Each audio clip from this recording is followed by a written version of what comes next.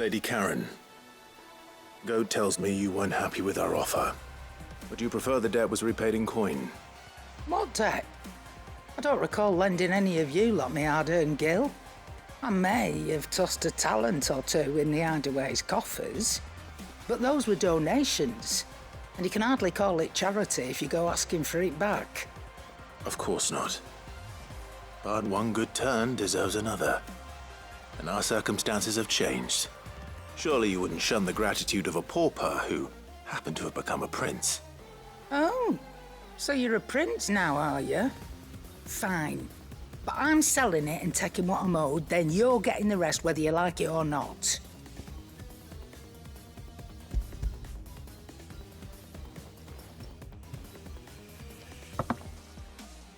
Where'd you even get this? A decent trader might nab 1,000 talents for a star ruby. A canny one, meanwhile, might claim it were nicked from the belt of Sid the Outlaw himself and ask twice as much. Might be I already have a buyer in mind. Might be you even know her. A fine continental maid whose beauty's only eclipsed by a guile in commerce. You wouldn't mind, would you? Not at all. Just be sure to tell her that it's always a pleasure doing business.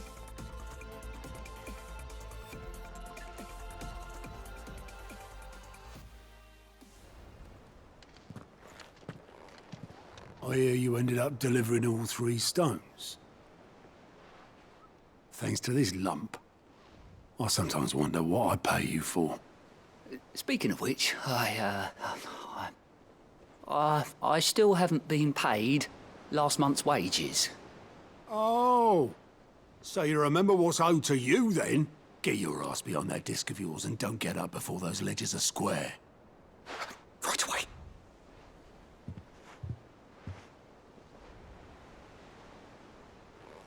I've seen that before. Yeah. Plenty of times. It was the only goblet Sid ever used. Either out of habit, or because the filthy sod couldn't be bothered to find a clean one. I knew so little about him. Like most people. Martha and the Dame both seem to have fond memories of him. I bet they do. How long did you know Sid before he... Before he died. 20 summers, give or take. Back in the day, I was a purser on a trade ship, which is where I met him. He bought passage to... I forget where. And having nothing better to do on the long nights, we sat up drinking island rum till the morning bell dragged me back to my duties. Quit my post not long after that, on account of making a fine maiden's belly fat. But me and Sid stayed close, promising we'd one day sail the seas again. That was before fate stepped in and said she was having none of it. The magic woke inside my son soon after his first name day, and there was no hiding his knack. Couldn't you and your family have... My family were the ones who summoned the constable, wanted the monster taken away. I couldn't turn my back on him, forget what I felt, and I couldn't for the life of me understand how they could. Luckily, Sid was of the same mind as me. It was him who stood beside me when all I wanted was to tear the whole world down. Him who cried for me when I had no tears left of my own. Him who swore he'd do everything he could to stop it from happening again. And he was true to his word, too. Left the Royal Army once and for all. His ranks, his ribbons, gone. Just like that. Threw away everything he had. All to right a wrong that no one else had the courage to face. I knew then I'd follow that man to the ends of the earth.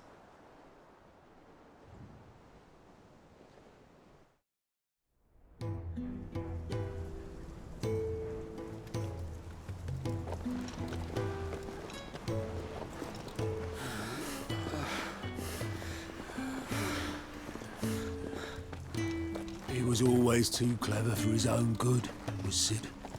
Saw the world for what it really was, while the rest of us were content to go along with the lie we were shown.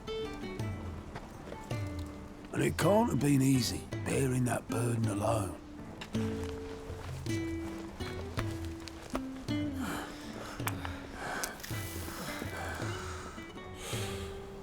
But he didn't let it stop him. He never lost faith in what he believed was right. And that gave us faith in him. Faith he'd steer us true. So I swore to myself that I'd always be right behind him, ready to catch the stubborn sod, if ever he should fall.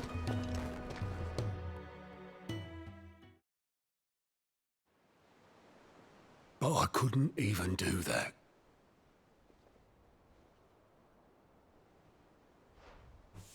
Ignore me. Just the ramblings of a tired old man. Leave that lot. I'll tidy it up in a bit.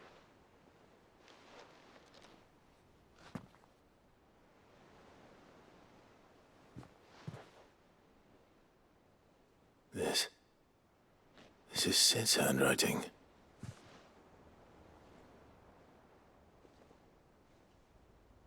Dear Otto.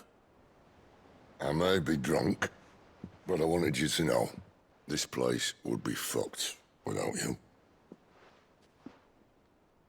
Love you, you grumpy old sod.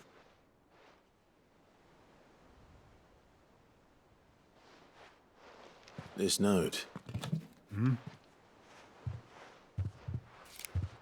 What about it? Sid was right. Without you, we'd all be lost.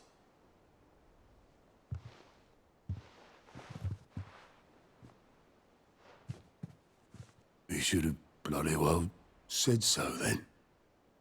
Just once. Before he went. But then, why would he? Him, or anyone? I'd only have told him to piss off.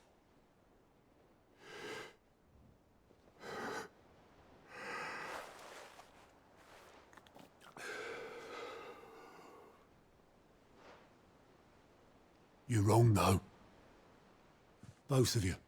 It was never just me keeping the hideaway afloat.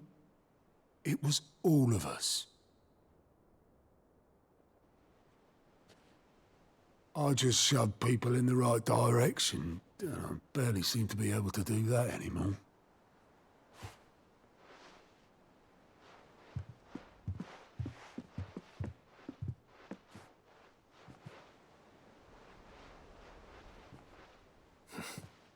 Would you rather go at the helm? Well, maybe I've got a few more years left in me. I'm going to hold you to that, Otto. Before you go, Sid would have wanted you to have this. But that's... This'll do me just fine.